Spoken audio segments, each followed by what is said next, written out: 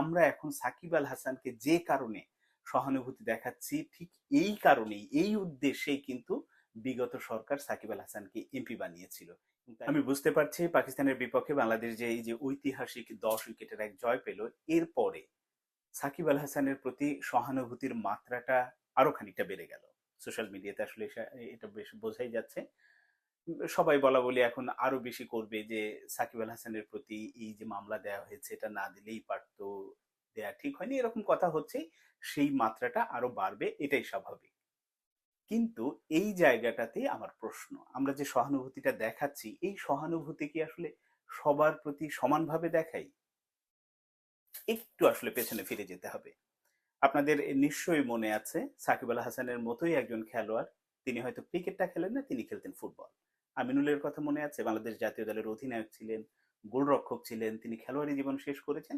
তারপরে তার মতাদর্শের কারণে তিনি পছন্দ করেন, বিএনপির রাজনীতি করেন।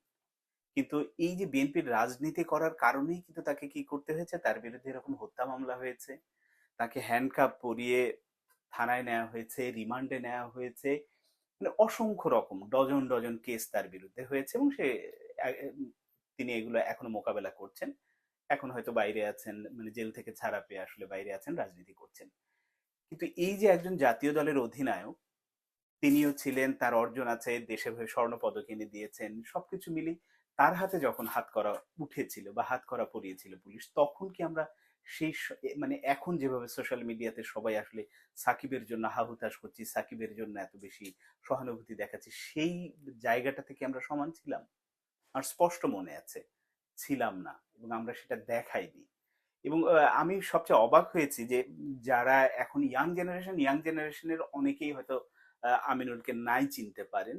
তিনি একজন ফুটবল খেলোয়াড়, হয়তো বাংলাদেশের প্রেক্ষাপটে ক্রিকেট অনেক বেশি এই মুহূর্তে জনপ্রিয়, সেই কারণে আমিনুলকে নাই চিনতে পারেন। কিন্তু যারা বয়স্ক আছেন, বয়োজ্যেষ্ঠ আছেন, যারা খোঁজ খবর রাখেন, আমি তাদের প্রোফাইলেও গিয়ে দেখেছি আসলে ওই সময় আমিনুলের বিষয়ে তারা টু শব্দ পর্যন্ত করেননি, কিন্তু সাকিবের বিষয়ে এখন সোচ্চার।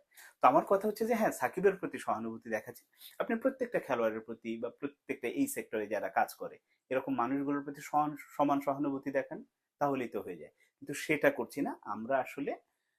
মানে একদিকে সাকিবকে রাখছি, সাকিব একেবারে মহান, অন্য কিছু অন্য, আমি খেলোয়াড় সাকিবের আসলে ওই আলোচনাতেই যাচ্ছি না। এখানে কিন্তু দুটো পরিচয় তার, একজন খেলোয়াড় সাকিব, একজন হচ্ছে রাজনীতিবিদ সাকিব। মামলাটা হয়েছে, আমি এর আগের আলোচনাতেও বলেছি, মামলাটা হয়েছে আসলে রাজনীতিবিদ সাকিব আল হাসানের বিরুদ্ধে। এই কারণে যখন সহানুভূতিটা দেখাবো আমরা, তখন যেন আসলে এই বিষয়গুলো মাথায় রাখি। আমিনুল বিএনপি করে জন্য আসলে সে কোনো মাপ পাবে না, সে কোনো সহানুভূতি পাবে না। কিন্তু সাকিব আল হাসান আওয়ামী লীগ করে, এই কারণে সাকিব আল হাসান সহানুভূতি পাবে, ব্যাপারটা এমন না। হ্যাঁ, বরং আমি আহ, সাকিবের চেয়ে আমিনুলকে অনেক বেশি এগিয়ে রাখবো এই কারণে, আমিনুল তার ক্যারিয়ার শেষ করেছেন, শেষ করার পরে রাজনীতিতে যোগ দিয়েছেন। তার কোনো ভুল ছিল না মতাদর্শের বিষয়ে। আহ, তিনি যে কোনো রাজনীতির সাথেই যুক্ত হতে পারেন, একজন নাগরিক হিসেবে তার সেই অধিকার আছে। কিন্তু সাকিব আল হাসান জাতীয় দলের খেলোয়াড়, তার অর্জন অনেক কিছু, কিন্তু শুধুমাত্র লোভ সামলাতে পারেনি আসলে কখন কি করতে হবে। তিনি সেই যে রাজনীতিতে যুক্ত হলেন, রাজনীতিতে যুক্ত হয়ে এমপি হলেন, এখন বিতর্কিত মামলা হচ্ছে, অনেক কিছু হচ্ছে, এটা হবেই।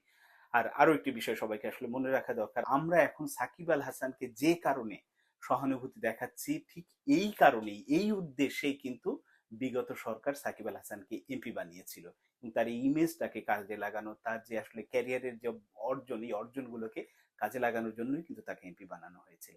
সুতরাং আসলে আমরা কাউকে সহানুভূতি দেখানোর আগে বা পরে বিষয়টা যেন মাথায় রাখি যে আমরা একজনের প্রতি কি অন্যায় করছি, আরেকজনের প্রতি মানে অন্যায় করছি না, এই এই এই ব্যাপারগুলো মাথায় রেখে আসলে সবার সেই সহানুভূতিটা দেখানো উচিত বলে আমি মনে করি।